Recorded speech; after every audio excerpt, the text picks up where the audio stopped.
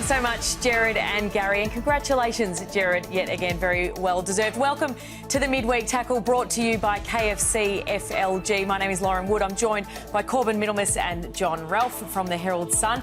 And Ralphie, the morning after Brownlow night, there's always a lot of backlash, there's always a lot of fallout. Now, you have gone inside the process with a man who's been part of the voting. Is there a fix? Well done to Matt Rowell, who is the kind of champion that I think all of those multiple Brownlow medalists would love and admire for everything he does in the game. And yet, unfortunately, his achievements are being ridiculed and undermined in real time. That's the way that it happens in a digital age. The Brownlow's being rendered obsolete by technology. We've fact-checked these votes by the second and by champion data, and it leaves us all with a nasty taste in our mouth. So the umpires are ridiculed in real time and they've had enough of it. I was speaking to a recently retired umpire today to get his point of view. They hate this morning. They hate the fact that their votes are picked apart. So Rowell got 11 Brownlow Medal votes in those 4 games where he did not poll a coach's vote. So what's the experience of the umpires? So their point of view is that you're actually umpiring, you're detached from reality. You haven't got stats, you haven't got a fourth umpire who's sitting there waiting to come into the game to assess what's happening, who were the best players out there, that you really have no idea what's happening in those big moments. That if you have a line ball call and you want to try and defend yourself, then you default to the people who are seen as the favourites out there, the media favourites, the punters' favourites, because you don't want to be looking silly. And as a result, you give votes to blokes who just don't deserve it, and you look even sillier than you would have if you just gone off your gut feel as well. So Andrew Dillon has just told AFL 360 the league will again talk to the umpires about getting their votes, about getting some stats. Some of those umpires very, very strong that they desperately need them. Corbin, I just can't see a way forward for the Brownlow Medal in the current age where Rowell just doesn't have his wondrous achievements undermined by the hour and by the vote. Yeah, it's the world we live in a little bit, isn't it? In the digital age and social media and everything else. I mean, boxing judges have been living through it for years. It's the subjective nature of these kind of votes. Just on vote inflation, by the way, so you spoke about the stars and the extra media landscape and everything that goes along with it as to why the numbers are higher. There might be another reason, and maybe that's the additional umpires. So if you look at this, and Max Lawton wrote a great piece on the Fox Sports website shortly, so a short time ago. So if you look at the 2 umpire system, basically the winner was averaging sort of 1 vote per game. That was the average. And you can see how it's changed over time there. So 3 umpires raises again, 1.29 votes per game for the winner.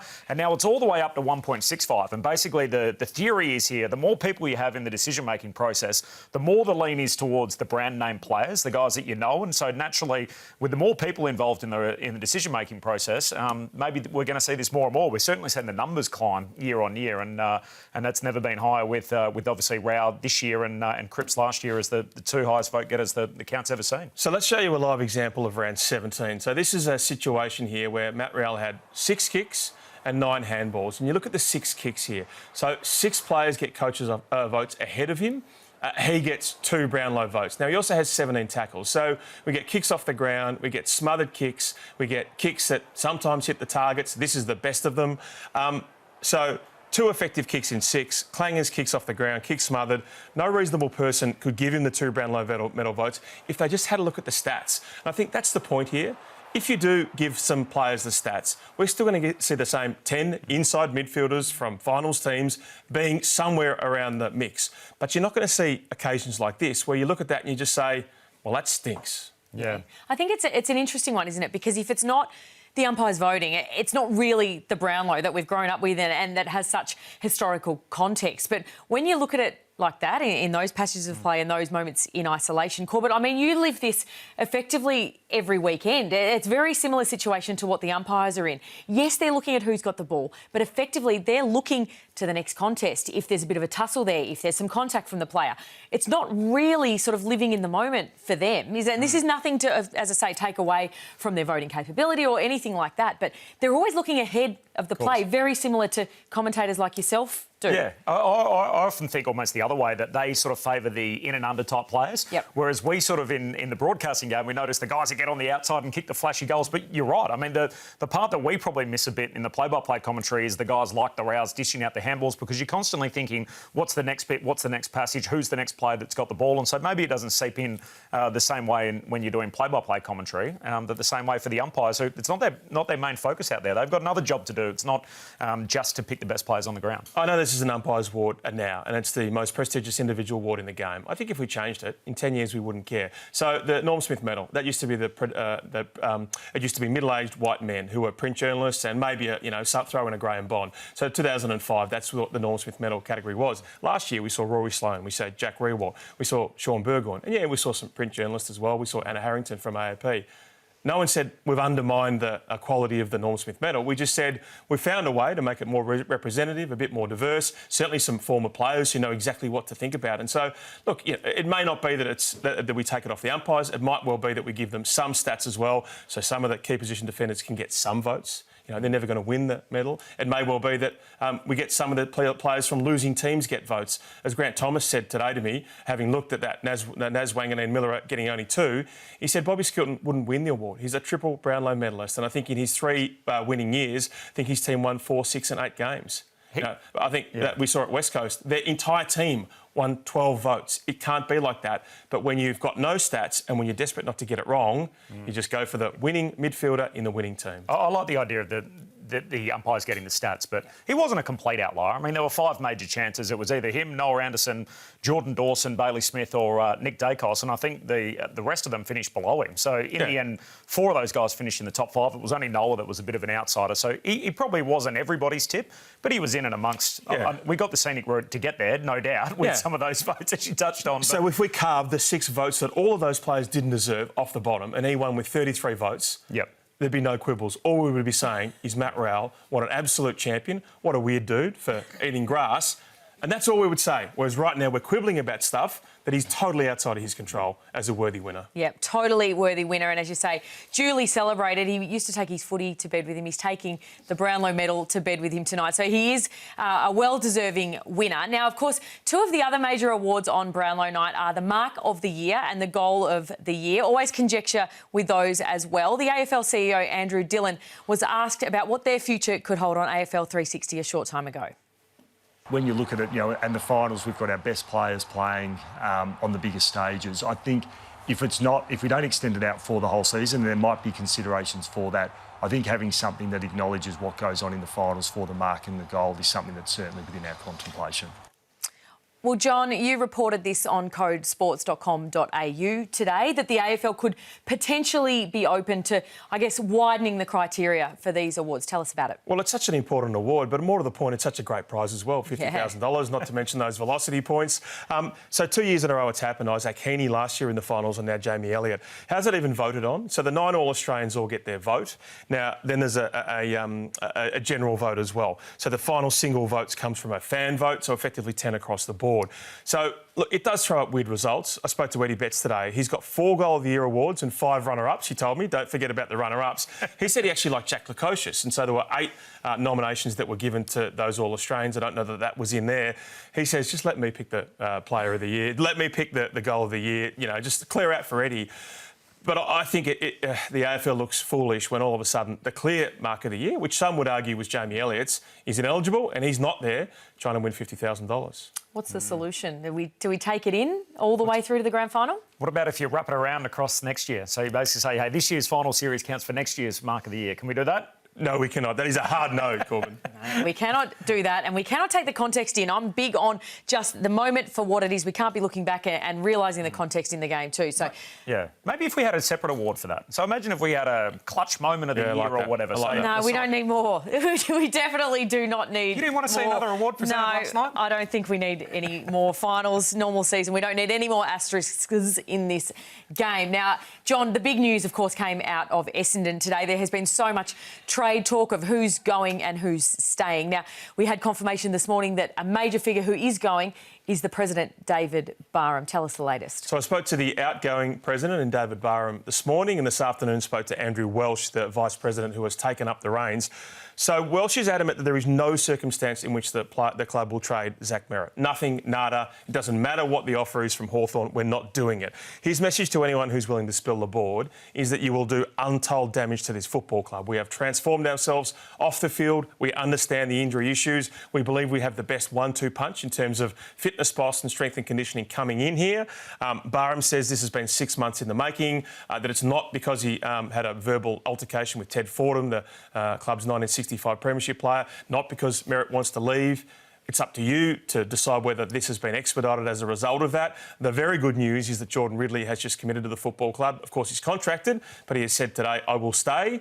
So a little bit of good news there. And certainly Andrew Welsh is going to be a very steady hand at the tiller after an agent of change in David Barham comes and then goes. Now, former players are typically great uniters in situations like this. Are you buying it? It's a good question. I absolutely agree with them about that this has been planned for a long time. I think we all know that, Andrew Welsh and his role on the board and everything else. But I think the timing does make you scratch your head a little bit. The reports of a possible board spill and then this comes out. One thing I am adamant on, and we spoke about it last Wednesday on the program, about what's in it for the Bombers and for Zach Merritt from here. So they're actually on the same page now and they need to be. So the best way for Merritt to get to Hawthorn, if that's his wishes, and the best way for the Bombers to save face out of it is if they give across the message that they're all lockstep, that they get on, that they would absolutely welcome him back in, because otherwise you've got a distressed asset on your hands and that's not worth as much on the open market. So if he is eventually, and Zach wants to go to Hawthorn, they need to put that message out. And I actually thought they did a really good job at that last night. The way that Zach came across on the red carpet, he did every interview. He said, look, if I have to go back to Essendon, then so be it. We'll see what happens in the next step. But that, if I was the Bombers, that is the message I'd be selling as well, because if he ultimately does go, they need to get a haul back for him. Did it take the sting out of it with Merritt, just quickly? I think he would still like to be traded. But as you said there, he said, I have not asked for a trade. And he talked about whether he had to go back. I thought that was really important, because if it is he has to turn up on day one of pre-season, he can say, hey, guys, deniability. I never asked for it. Yes, I had meetings. That's just what any good coach does or any good player does.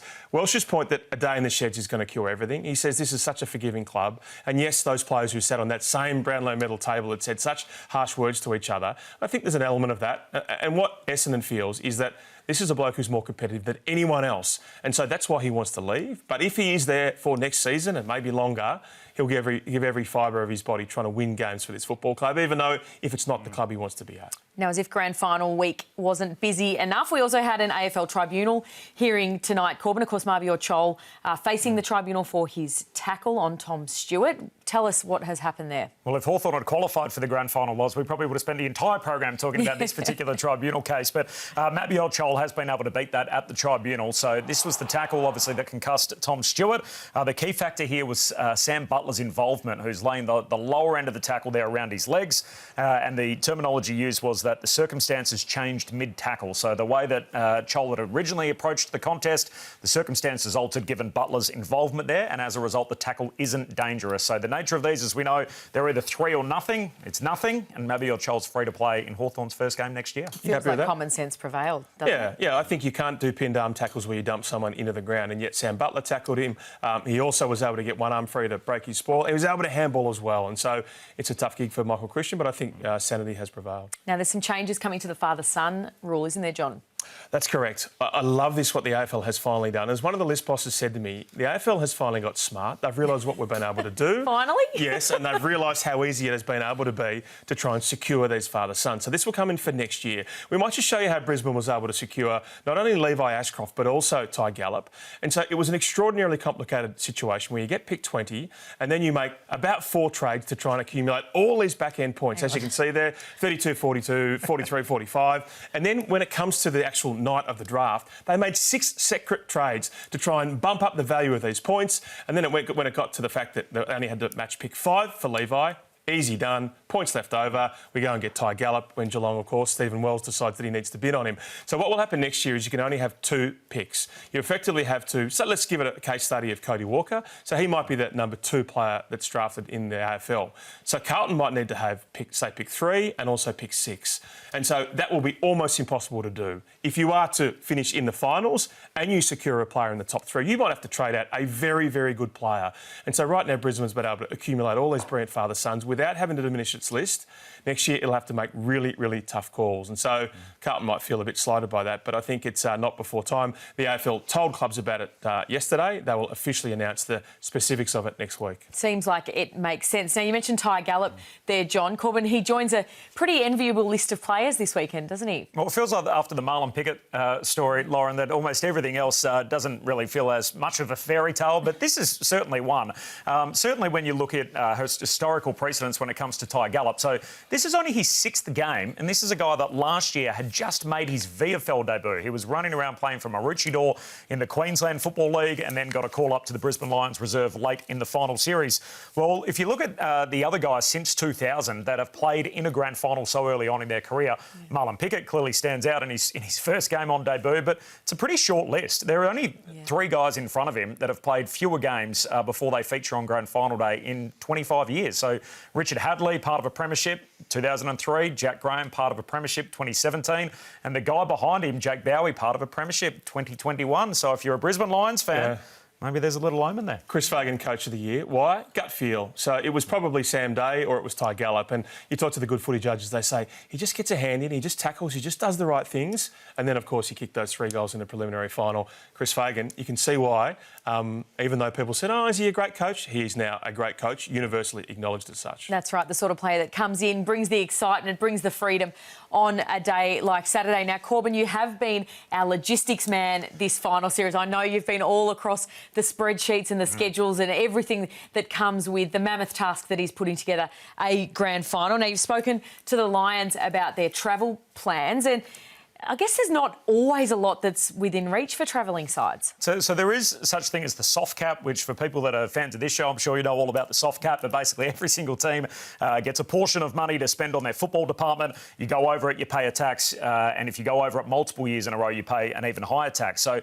that is the reason why, as much as the Brisbane Lions would love to spend multiple nights away from home before interstate games, often they can't, given the money that it costs for that. So I spoke to Danny Daly about this on radio on the weekend.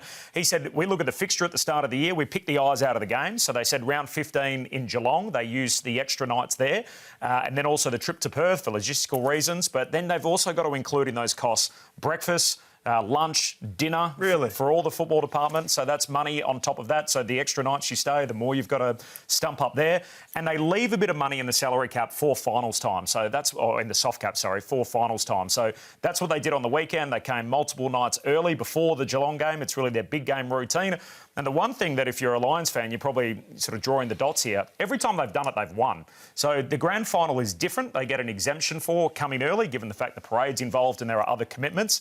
But I think a lot of people would be surprised to hear that that's actually at the club's cost out of their soft cap. So as much as they would want to do it every single game that they play interstate and travel multiple nights early because it feels like it leads to the better performance, they actually can't due to the soft cap without incurring sort of huge penalties as a result. That's not what the soft cap should be about. It should be about not having 15 analysts or 25 assistant coaches, not about limiting people from having a bit of tucker, heaven forbid. And particularly if you are an interstate side outside of Victoria and, you know, going deep into a final series, I think that sort of stuff, it all adds up, doesn't it? Now, the other thing we pick the eyes out of at this time of year is every single comment made by every single player on every single forum. And, John, that has happened overnight. Of course, Patrick Dangerfield daring to reference Charlie Curnow in an interview on Brownlow night. What does this mean down at Geelong? So we threw some Burley into the water. I'll be at the rehab clinic, the Curnow boys. There's no doubt that the heavy press is on, that absolutely Geelong is into Charlie Curnow. And I think if he had his druthers, he would like to get to Geelong.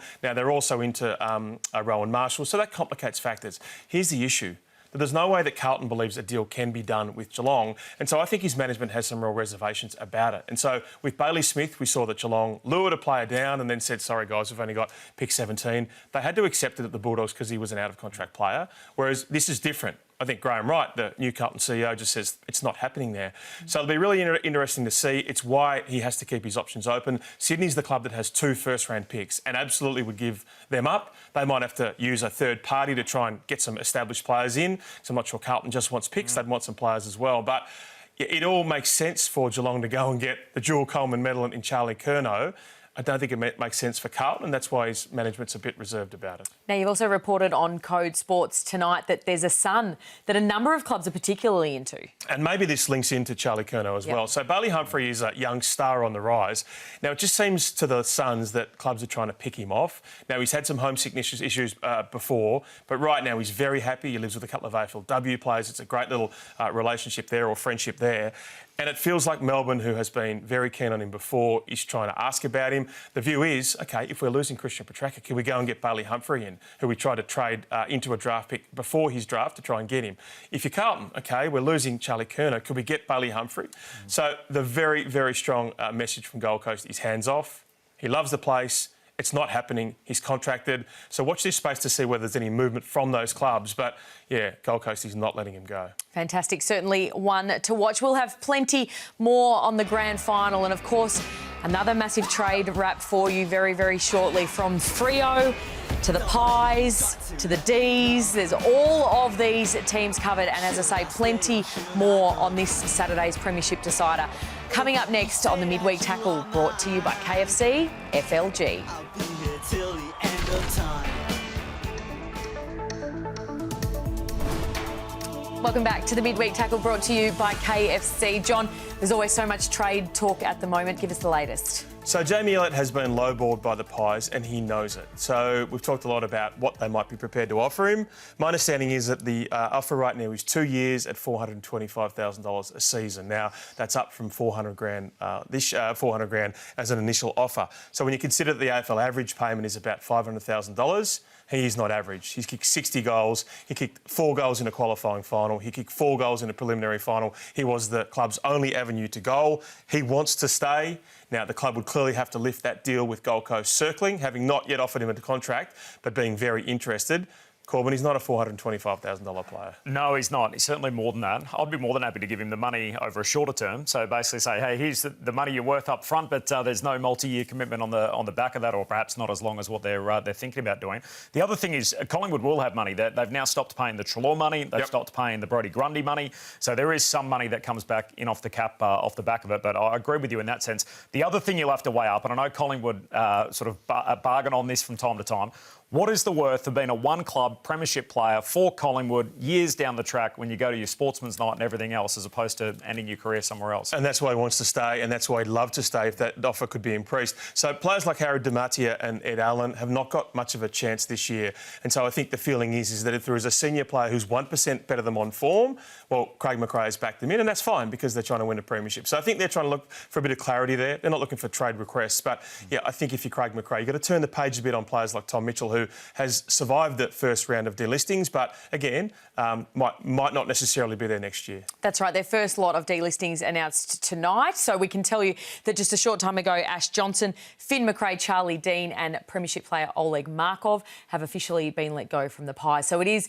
unfortunately, that season for players like them. Now, take us west, because I know you're a big prancing pony man. John, what's the latest with Patrick Voss? I'm all in on the prancing pony. So a freeze at Fremantle. We told you a couple of weeks back he's an unrestricted free agent. So is Sam Switkowski, who's such a clever player and such a great role player. So the club will try and get both of those done and believes that they'll do so with a minimum of fuss. Of course, the prancing pony, with his great season, has some cachet, some leverage, but they were the club that backed him in. He's got a Perth girlfriend. He's very much entrenched. So expect to see that one getting done in coming months. Judd McVie. So Stephen King's got a busy week ahead. The new Melbourne coach is the Geelong assistant, but he has met with McVie, and I think that's trending more towards his management coming across in coming days and potentially getting a deal done on a deal that has been sitting there for the whole season. I think that meeting went really positively. Lauren, the sentence I never thought I'd say on this program: Snoop Dogg is in town. He's arrived in time for Saturday's grand final. He has, and ahead of schedule, boys, I can tell you. So we can see him here with the Dacos brothers at the MCG, getting right amongst it. He was, of course, meant to be in New Zealand performing there at an event, but that has been cancelled. He has slipped in under the cover of Brownlow, if you don't mind. So obviously everyone's eyes were on Palladium. Managed to slip into Melbourne last night, straight to the home of football, which he will make his own before the Premiership Decider on Saturday. And managed to kick an early goal. He's looking to kick a few on Saturday, as I say, in the pre-match entertainment. But from all reports, those that were at the MCG today tell me he was very relaxed. He was sort of cruising around the hallowed turf on a golf cart, no less, which would you expect anything less from the dog himself? Are we going to get one over by Snoop Dogg? I mean, everyone has been absolutely condemning this bloke for all his previous homophobic remarks, and he kicks a little check side 25 metres around the corner, and all of a sudden,